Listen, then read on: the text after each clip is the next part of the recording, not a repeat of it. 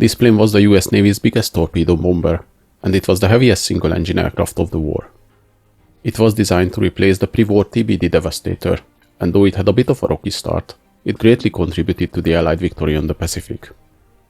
So today we will see how the Grumman TBF Avenger was created.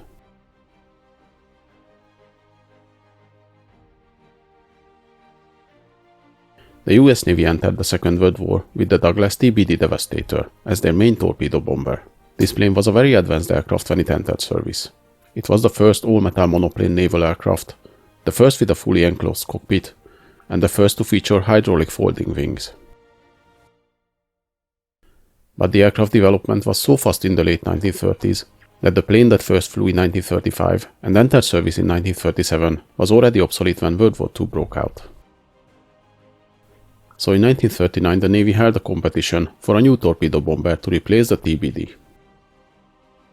The requirements were the following.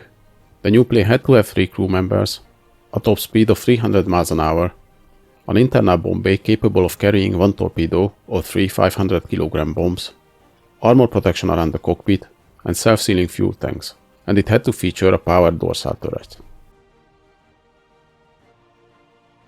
Many manufacturers entered their designs in the competition. Altogether 13 designs were presented by 6 companies. From all the designs, the Grumman XTBF-1 was found to be the best, and the Vought XTBU won a close second. Grumman received orders for the prototypes in April 1940, and Vought received the contract a few weeks later as well. The Vought XTBU-1 Seawolf actually was faster than the Avenger and could have been a good plane, but delays in development meant the first production model only left the assembly line in August 1944. The first flight of the Grumman XTBF-1 prototype took place in August 1941. It was a bit of an eye-opener, as the plane was quite unstable and showed several design faults that had to be corrected. The engine had to be moved forward to correct the center of gravity, and it needed improved cooling as it was prone to overheat. The original prototype had some instability that was fixed a bit later with the addition of the dorsal fin. The Avenger somewhat resembled the Hellcat, with its bulky fuselage and square wings, but it was a much larger aircraft. The big fuselage accommodated the large Wright 2600 engine, the massive bomb bay, and provided enough space for the 3 crew members. The wings featured the patented Grumman stowing solution to save space on the carriers. For armament, the original design featured only a 30 caliber machine gun operated by the pilot, a 50 caliber machine gun in the rear dorsal turret, and another 30 caliber machine gun in the ventral turret position. The first prototype crashed in November 1941 after a faulty wire caused a fire during the flight, but luckily both pilots managed to bail out. Not long after, in December, the second prototype already made its first flight, just a few weeks after the attack on Pearl Harbor. By a strange coincidence, Grumman held the opening ceremony for their new manufacturing plant and showing off the TBF on December 7th, unknown to them that the Japanese attack happened earlier that day. Though the plane was officially named Avenger earlier in October, but some newspapers spread the idea that it was named Avenger after December 7th. Deliveries of the first production Avengers started in early 1942, and the planes were designated TBF, as the letter F was Grumman's designation. Later in 1943, Grumman started to phase out the Avenger production to concentrate on the F6F Hellcat, and slowly General Motors took over the manufacturing. The General Motors built Avengers received the TBM designation. As the Avengers had more than 40 different variations over the years, we're not going to look at all of them, just a few main design changes. The TBF-1 was the first production model. It featured a 1700 horsepower engine, and its armament consisted of 1 forward-firing 30 caliber machine gun, plus a 50 caliber and a 30 caliber machine guns in the rear positions. The TBF-1C featured 2 forward-firing 50 caliber machine guns in the wings instead of the 1 30 caliber machine gun in the nose. It also had additional fuel tanks in the wings, increasing the fuel capacity to 726 gallons. The XTBF-2 version was powered by the R2610 two-stage engine. This engine was designed for high altitudes, but since most missions of the Avengers happened at lower altitudes, this variant didn't go to production. The XTBF-3 was upgraded to a 1900 horsepower engine and received stronger wings with hardpoints to carry bombs or rockets. The production version, the TBM-3, was the most produced model, with 4,664 units built. The TBF Avenger was a big and heavy plane. It was more than 50 feet long, with a wingspan of 54 feet.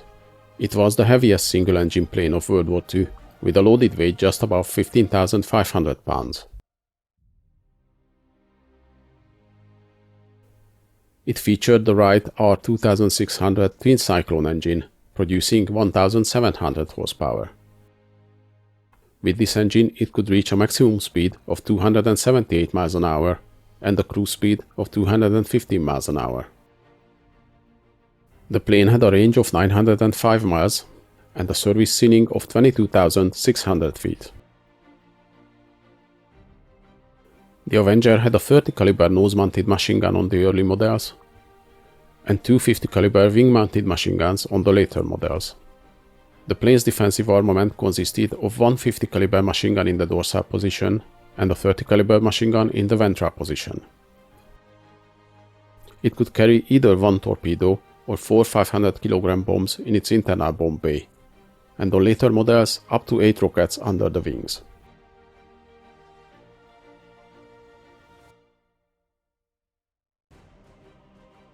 The TBF was just a few hours late to participate in the Battle of Midway in greater numbers, as a shipment of more than 100 Avengers arrived in Perth just a bit after the carriers left towards Midway.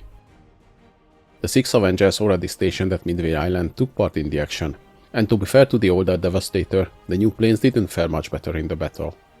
5 of the 6 planes were shot down, and the only one returned was heavily damaged. Though later many experts pointed out that the poor performance of torpedo bombers in the Battle of Midway was more the result of inexperienced crews, bad planning, and lack of fighter cover than the performance of the planes. And they are probably right, as later in the war, with better planning and stronger fighter presence, the Avengers managed to show a much better combat record. Later in the Battle of Solomon Islands and at Guadalcanal, the Avengers managed to sink Japanese ships, namely the carrier Guizhou and the battleship Hiei. The arrival of the TBF-1C version, which had almost twice the range of the original plane, was also a big help in the combat missions. The Avengers participated in the sinking of the Musashi and the Yamato, Japan's 2 super battleships. As the Japanese Navy was beaten battle by battle on the Pacific, the focus from sea battles shifted more and more to the air support of the troops in the island-hopping campaign. Though the Avenger could carry a big bomb load, there were other planes more suited for the close air support role, like the SB-2C Helldiver, or the newer fighters, like the F-4U Corsair or the F-6F Hellcat, which could also carry a big payload. I already have videos covering these planes on the channel, so if you're interested, check them out. See the links in the description or at the end of this video.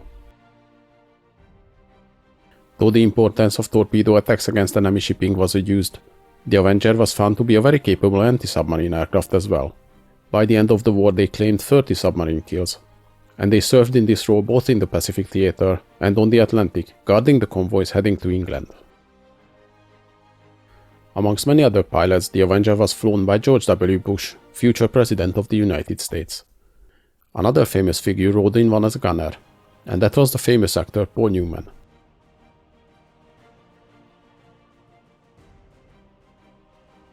Altogether around 1,000 Avengers were received by the Royal Navy Fleet Air Arms.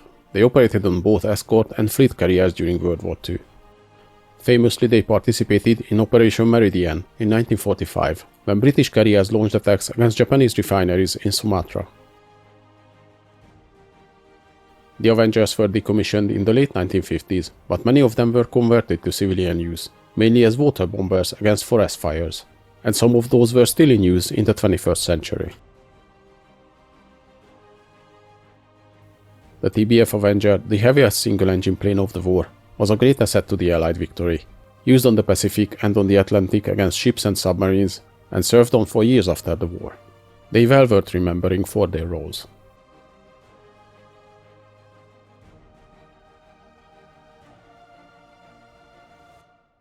Hope you guys enjoyed this video. Please leave a like, subscribe to my channel, and in the comments let me know if there's any interesting events or vehicles you'd like to see.